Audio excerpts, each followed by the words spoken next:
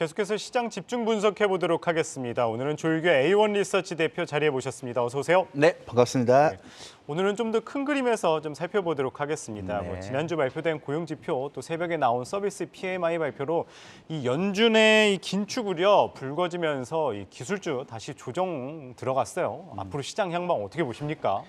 그 연준이 추가로 긴축을 많이 할 것 같으세요? 네.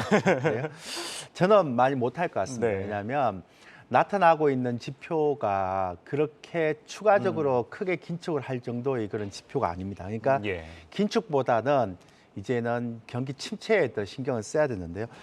이것 때문에 이제 얘기를 많이 하는 거예요. 한번 제가 준비해 왔는데 도대체 어떤 일이 있었길래 미국 시장에서 연준이 추가 긴축을 또 강하게 할 것이다라는 얘기가 나왔는지를 한번 보자고요. 일단 비농업 고용인데요. 비농업 고용을 보면 예상치가 20만 개인데 26만 3천 개가 나왔습니다. 예. 그리고 시간당 평균 임금이 이제 전년 동월 대비니까요. 예상치가 4.6%인데 5.1% 나오고 ISM 서비스 PMI 지수가 53.3인데 56.2, S&P 서비스 PMI 지수가 46.1, 46.2 이렇게 돼 있죠. 근데 요것만 딱 보면 전부 다 예상치보다 넘어왔잖아요. 근데 최근에 1년의 데이터를 딱 보면 계속 흘러내리고 있어요. 그러니까 예상치보다 좀 좋아졌다는 거지 계속 흘러내리고 있어요. 그래서 예상치만 가지고 지금보다 더 긴축을 할 수는 없다. 두 번째, 미국의 개인 저축을 한번 볼게요. 이제 그러니까 서비스 PMI 지수가 좀 올라오는데 과연 이게 소비들이 언제 꺾일지에 대한 부분을 봐야 되는데요. 2020년도에 팬데믹 때 저축률이 33%입니다. 그러네요. 지금 엄청 몇 높았네요. 2.2%. 지금은 2.2%. 그러니까 그 얘기는 뭐냐면 미국 국민들이 소비를 하긴 하는데 이제 소비를 할 수 있는 저축으로 해놓은 것도 다 쓰고 있다. 그러니까 이제 여기서 실업률이 높아지고 시간당 평균 임금이 원래 시간당 평균 임금은요. 한번 올라가면 잘 안 꺾여요. 그래서 이제 임금을 우리가 가격의 하방 경직성이 뛰어난 섹터 이렇게 얘기하잖아요. 근데 이 미국의 저축률을 보면 제가 볼 때 조만간에 아마 미국의 국민들이 아마 소비가 또 줄어들 수밖에 없을 거다.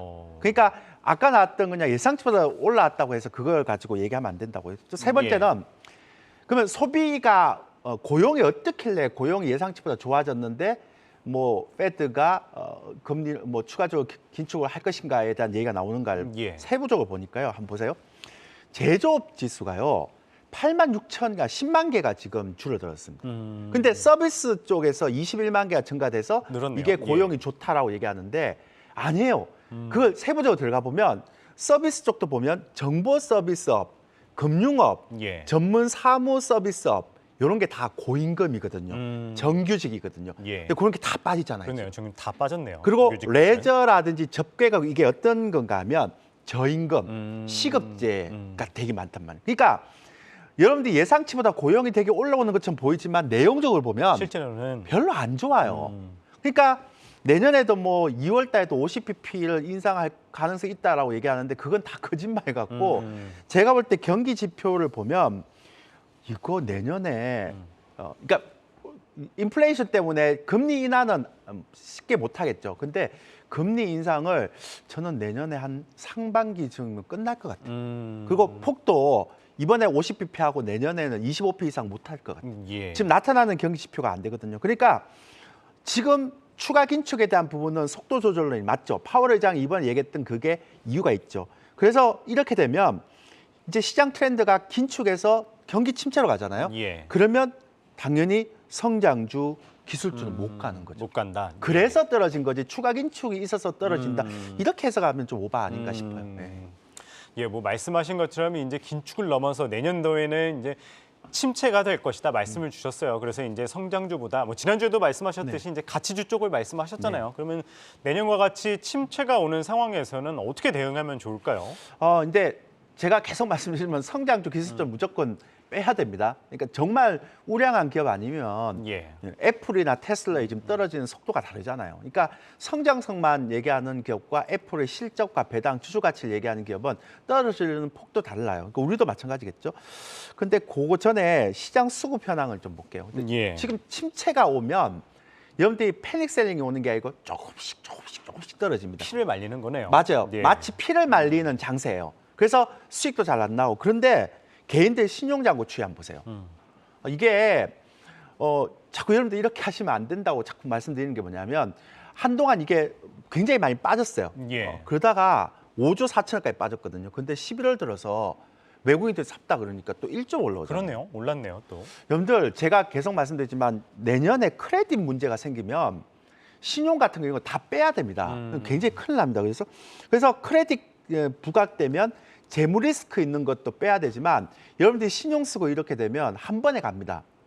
이런 것들 조심해 주시고요. 그래서 예. 상승적으로 침체가 되고 금리 인상은 추가적으로 강하게 안 하겠지만 금리 높은 금리를 계속 유지되는 상태에서 부채가 많아지게 되면 시장에서 뭘 볼까요? 성장주를 안 본단 말이에요. 예. 가치주를 본단 말이에요. 그래서 예. 최근에 여러분들이 제가 이거 가치주 보자고 얘기하는 게 한 달 전부터 얘기했는데 맞아요. 올라오는 거 보면 대부분 다 가치주. 오늘도 이마트가 지금 6% 올라오잖아요. 근데 예. 그게 이마트도 보면 물론 실적이 잘 나서 올라가는 게 아니라 주가가 많이 떨어져서 퍼가 낮아지긴 하지만 올해 예상 퍼가 2배, PBR 0.3배. 예. 그 최근에 올라온 거 대한유화, 뭐 화학주 전부 다 이게 이제 PBR 낮아진 종목들이잖아요. 예. 그러니까 그런 종목들이 계속 가야 되는데 문제는 제가 볼 때 지금 저평가 종목들이 1차서 상승해놨고 바닥에서 이제 약간 상승 반전형을 진행하고 있는 반면에 기술주 성장주들이 못 올라가요.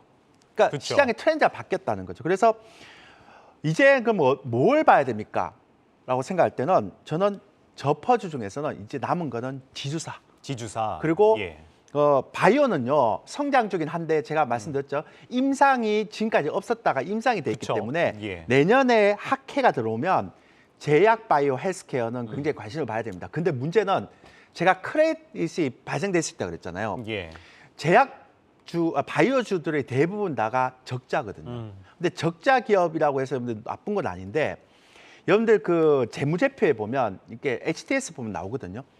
유동 자산과 유동 부채라는 게 있어요. 예. 나중에 제가 또 바이오 한번 얘기할 때 이렇게 자료를 갖고 오겠지만 적어도 유동 자산 마이너스 유동 부채를 했을 때 바이오 기업이 한 200~300억 정도의 여유가 있어야 됩니다. 근데 비유동 자산이나 비유동 부채는 볼 필요가 없어요. 왜냐하면 지금처럼 자산이 매각이 안 되는, 거래가 안 되는 예. 형태에서는 유동 자산을 봐야 됩니다. 그래서 결과적으로 보면 앞으로는 유동 자산이 많고 현금이 많은 기업들은 더 좋죠. 은행 이자가 좋으니까. 그렇죠. 근데 그 유동 자산, 유동 부채가 없는 기업들은 실질적으로 이자 비용도 못 내죠. 그러면 저한테 이렇게 물어볼 수 있을 겁니다.